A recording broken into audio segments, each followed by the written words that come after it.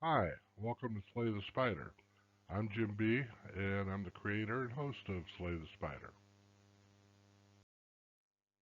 Shares of the S&P 500 are called S&P Depository Receipts, SPDRs. Spiders. Slay the Spider means I intend to beat the S&P 500 quite substantially. There are three major influences on the movement of stock price, according to a study by Ben E. King.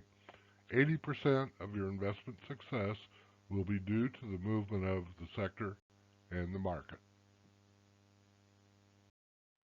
Now you can view a weekly snapshot image of the market and the sectors. This is a snapshot from April 9th, 2021. The red arrow, pointing towards the 2 o'clock position, represents the market. The rectangles each represent a mini-sector. They are color-coded to the sector they represent. Healthcare mini-sectors are in red, technology is dark blue, financials are green, media communications are brown, industrials are purple, consumer discretionary are light blue, and all the others are gray. I've been charting this movement since 1998 over more than 25 cycles using this exact mix of 40 mini-sectors. The key to understanding the movement and what makes the cycle predictable are the psychological stages that investors experience as they go through complete market cycles. It rarely changes. These stages are on the outside border of the circle.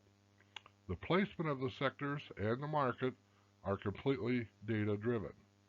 The interpretation of what to expect next is from my experience of going through the cycle dozens of times. I'm not always perfect, but the beauty of the circle is that it corrects me quickly when I don't get my prediction absolutely correct.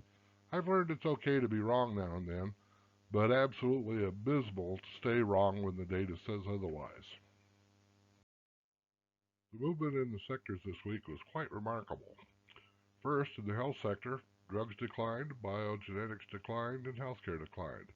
Drugs crossed to the bear side. In media communications, internet declined, media declined, and telephone declined. Media crossed to the bear side.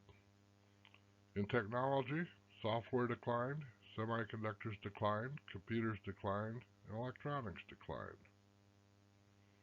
In consumer discretionary stocks, gaming and leisure declined. Autos were unchanged. Restaurants declined, household products declined, and retail declined. In financials, Wall Street declined slightly. Real estate declined slightly. Insurance rose slightly. Finance declined. S&Ls declined. And the banks were unchanged. In the industrials, waste rose sharply. Aero defense was down. Chemicals declined. Steel rose slightly. Building products declined. Metals declined. And machinery tools declined. In the others group, on the bullish side, food declined and crossed to the bear side. Protection and safety declined and gas utilities declined. On the bear side, textiles declined, forest products declined, precious metals declined, transports declined, electric utilities declined, business products declined, oil services declined, and oil declined. This week, three mini sectors remain unchanged. Two rose and 35 mini sectors declined. Food and drugs and media crossed from the bull side to the bear side this week. We now have 10 sectors on the bull side and 30 on the bear side. Overall, the market score fell sharply, crossed to the bear side where it should have been for the last 4 weeks, and we went from 59 to 48. For the week ending July 16th, the Dow lost 182 points or 0.52%. The S&P 500 lost 42 points and 0.97%. NASDAQ lost 274 points or 1.87%.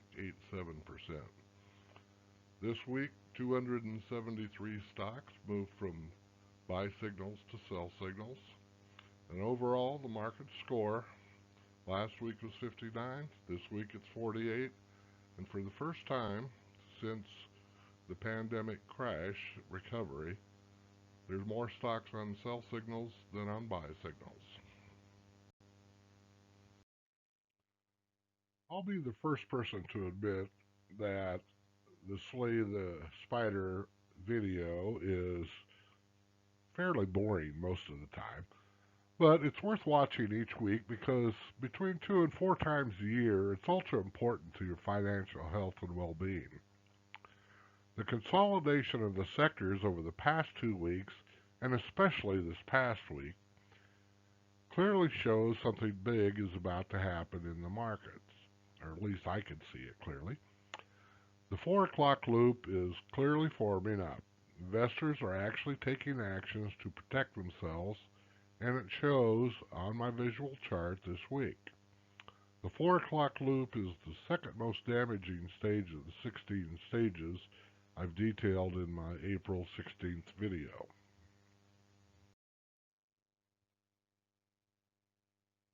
How much risk are you taking on your stocks, your stock ETFs, or your stock mutual funds?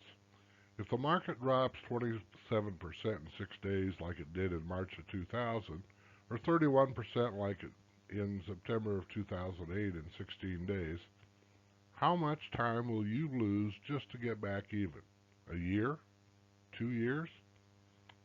I cashed out early for a reason. It's easier to do so early and much less stressful. My point is, markets move down much faster than up.